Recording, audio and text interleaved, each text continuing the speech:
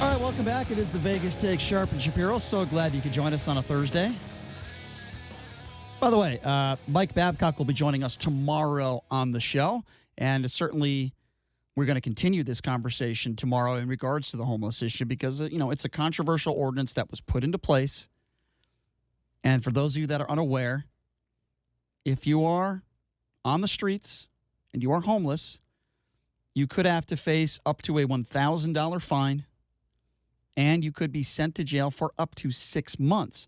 Now, the people who are on the side of this thing are saying that it's a step in the right direction, that it's going to help and hopefully eventually clear the streets.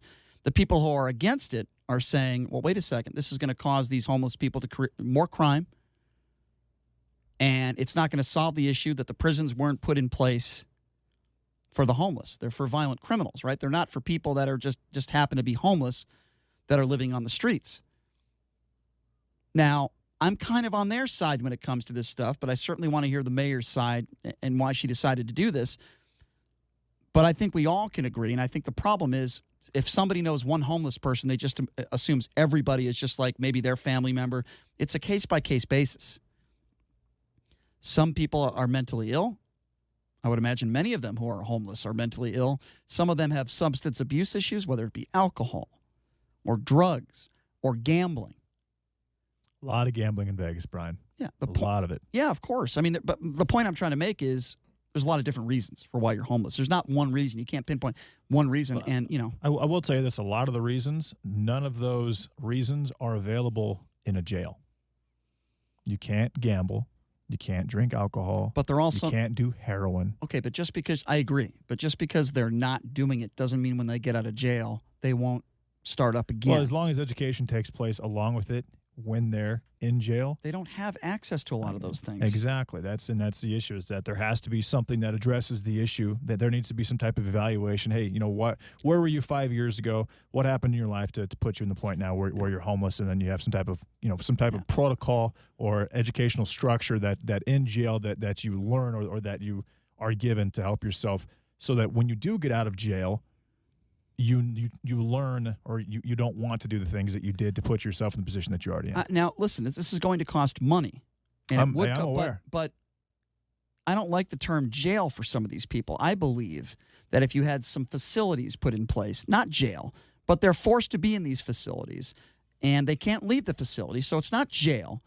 In a way, like a psychiatric ward, only for the homeless people, so they can get the help they need when it comes to mental illness. You're talking like a 60-acre fenced-in area with a gym or a barracks where they have a place to eat, a place to sleep, a place to shower. Well, like Oscar Goodman was talking about. Education implemented for Yes. specific people for whatever their malady is or their vice is. Oscar Goodman, the former mayor of Las Vegas, was talking about busing these people to a old jail facility that's not a jail anymore, but the facility could be used and up and running to house these people, to give them the help they need. So it's not a jail, but they have to be there until they're deemed ready to be back into society and they can contribute, and they don't have those issues. So it's like a rehabilitation encampment? In a way, yes, because a lot of these people need rehabilitation. A lot of these people have issues where they need help. And where is the money coming from to pay for that? Well, that's the big question. But I would make the argument that what they have put into place,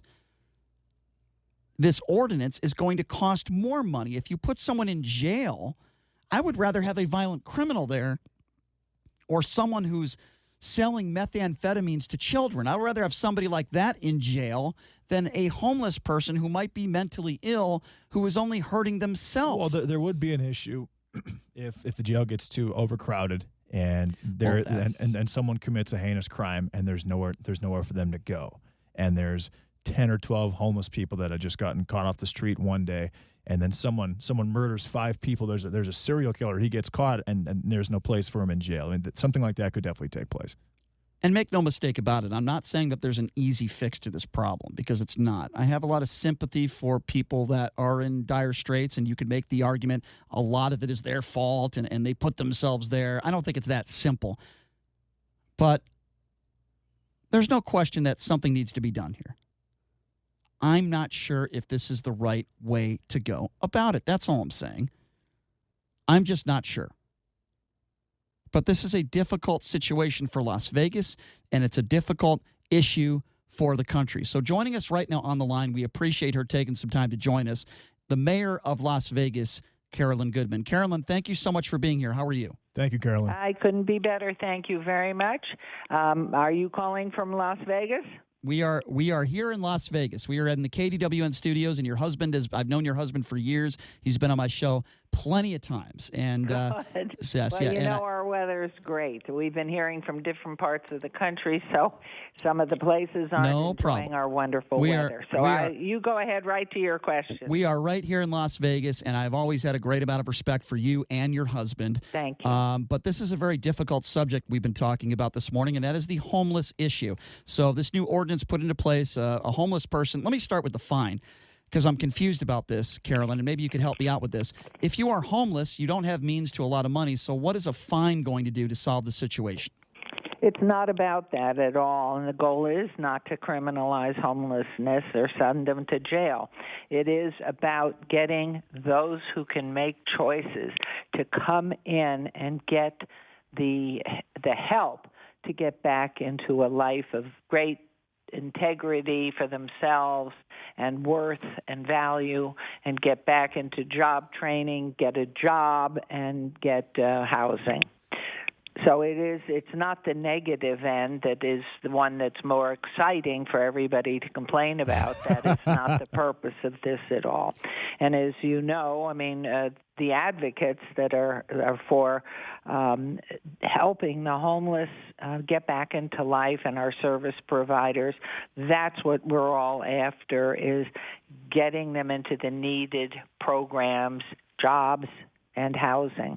You cannot, the housing is an issue across this country, has been since the first year of President Obama, with whom we worked with their cabinet to talk about this interim housing. But for some, they're not ready for housing. They have to get ready to get back into the world first, and that's part of this. Sure. We're trying to ask for a choice, come to make the choice to get help. Okay, now I don't disagree with you with what you just said, but my question to you is, if that's the case, then why even put this on the books? Why put somebody, or even put it on the books where somebody could, in fact, spend up to 6 months in jail if they're homeless? Why even put that on the books? Because that's not choice-making on their part. These probably, if it were to come to that, first of all, they're homeless. They probably don't have the money. That's number one.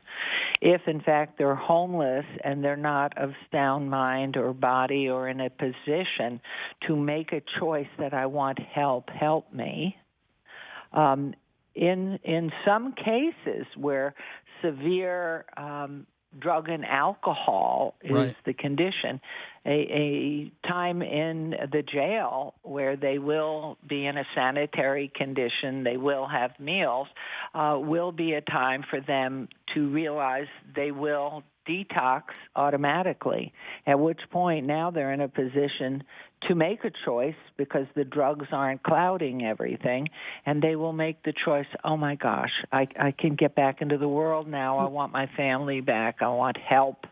And this is a help-driven incentive. That won't go into place anyway until February 1st, and nobody will be picked up and incarcerated at all if, in fact, that we have beds. It's only when the choice is made not to take advantage of the choice to have a bed. When the beds are filled in every place in our social service network and what the city is providing, if there are beds available, we expect them to come in. That's the choice they have. Otherwise, they can be fined with a misdemeanor. This is not a felony, a misdemeanor, and try to help them get into good choice-making. So they will come in for help. This is all help-driven, not criminal or penalty-driven. And I agree. The argument is, are they safer on the streets or are they safer in jails? You mentioned the ordinance specifically mentions specific public places where they can be picked up for this. Can you specify what those places are? There's a map, and I don't have one in front of me. The area, if you go online to the city website, you should have the entire PowerPoint or an access to ask for the PowerPoint that was presented yesterday so well, and showing the areas, but not in residential areas, of course, and in the heart of the city. If you're just joining us, it is Mayor Carolyn Goodman talking about this new ordinance with the homeless. Okay, so let me ask you this. I know your husband is no longer the mayor, and I have great respect for him, but he's talked about this issue before publicly, and he mentioned maybe bus some of these people to Jean, where there is a jail, a former jail there, where, you know, they could get that thing up and running, where perhaps that could be an option. Have you discussed that with your husband, and is that something down the road that maybe you would consider? Well, knowing that I'm into my 9th year as mayor, and he did 12 years, where it happened, and no, until I came up with my plea to Governor Sandoval starting probably 7 years ago, I was asking only for the use of the women's prison in Jean, which he had a duplicate of up in the Reno-Carson area that was unused, a women's prison for our severely mentally ill. These are people that are so sadly handicapped by the depths of the mental illness. They can't make choices that are wise for them. They do live in a very challenged sanitary and health condition. They are harmful to themselves and others. And I called him, and what I subsequently found out, and that has been more recently, but I did keep on Governor Sandoval to ask him could he work this through, that facility, that women's prison in Jean, is operated by the Department of Prisons. It was used for a while by the Clark County School District for storage, and it did sit vacant.